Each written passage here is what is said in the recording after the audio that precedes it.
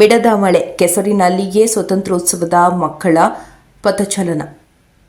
ನಿರಂತರ ಎಡೆಬಿಡದೆ ಮಳೆಯಿಂದ ಶಾಲಾ ಮೈದಾನಗಳು ಕೆಸರು ಗದ್ದೆಗಳಂತೆ ಆಗಿದ್ದು, ಇಂದು ತಾಲೂಕು ಶಾಸಕರ ಮಾದರಿ ಶಾಲೆಯಲ್ಲಿ ಸ್ವಾತಂತ್ರ್ಯೋತ್ಸವದ ಕಾರ್ಯಕ್ರಮವನ್ನು ನೆರವೇರಿಸಲಾಗಿದ್ದು, ಮಳೆ ಅವಾಂತರದಿಂದ ಸಾಂಸ್ಕೃತಿಕ ಕಾರ್ಯಕ್ರಮದ ಮಕ್ಕಳು ಪಥಚಲನ ಕೆಸರಿನಲ್ಲಿಯೇ ನೆರವೇರಿಸಿದ ನಂತರ ಆಡಳಿತಾಧಿಕಾರಿ ಮಂಜುನಾಥ್ ದಸಪ್ಪನವರ್ 79ನೇ ಸ್ವಾತಂತ್ರ್ಯೋತ್ಸವ ಕಾರ್ಯಕ್ರಮದಲ್ಲಿ ಧ್ವಜಾರೋಹಣ ನೆರವೇರಿಸಿ ಮಾತನಾಡಿ, ನಾವು ಈಗ ಸ್ವ ಆಡಳಿತವನ್ನು ಹೊಂದಿದ್ದು, ನಮ್ಮ ಸ್ವಂತ ಕಾನೂನುಗಳನ್ನು ಮತ್ತು ನ್ಯಾಯ, ಸಮಾನತೆ ಮತ್ತು ಸ್ವಾತಂತ್ರ್ಯದ ಮೌಲ್ಯಗಳ ಮೇಲೆ ನಿರ್ಮಿಸಲಾದ ವ್ಯವಸ್ಥೆಯ ಹೊಂದಿದ್ದೇವೆ. ಅಲ್ಲದೆ ಭಾರತ ದೇಶವು ವೈವಿಧ್ಯತೆಯಲ್ಲಿ ಏಕತೆಯನ್ನು ಹೊಂದಿದೆ. ನಮ್ಮ ಏಕತೆ ನಮ್ಮ ವೈವಿಧ್ಯತೆಯಲ್ಲಿದೆ ಮತ್ತು ನಾವು ಅದನ್ನು ಆಚರಿಸಬೇಕು. ನಾವು ವಿಭಿನ್ನ ಸಂಸ್ಕೃತಿಗಳು, ಭಾಷೆಗಳು, ಧರ್ಮಗಳು ಮತ್ತು ಸಂಪ್ರದಾಯಗಳ ದೇಶ.